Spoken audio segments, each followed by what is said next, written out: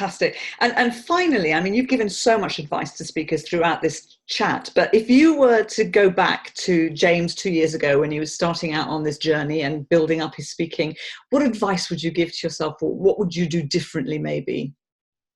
Um, I would be cautious on accepting advice from other speakers, because many speakers that you initially go to for advice, they have started building a speaking business 10 years ago. We're in a different space now. We're in Instagram. You know, a lot of event organizers that reach out to me, they might find me on Instagram, for example. Didn't exist a few years ago. So I'd be a little bit more cautious about what advice I took.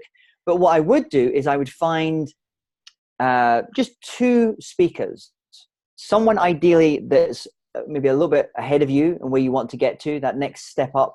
For me, I know the person that for me that was really impactful was Frederick Harron.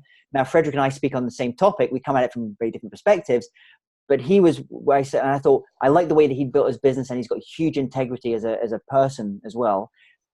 So he's the person I looked up to initially. So you have someone like that, someone you look up to, you want to get to, but also have someone behind you that's younger often, that's kicking you up the backside, that's forcing you to continually think about how you can become, better at what you do, more skillful, more efficient at what you do.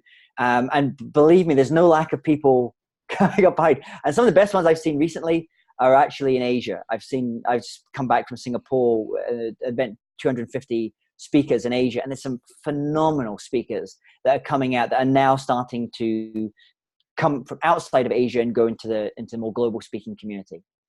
That's brilliant advice, and a great note to end on, because the older you get, there are more people behind you kicking you up the backside. Yeah.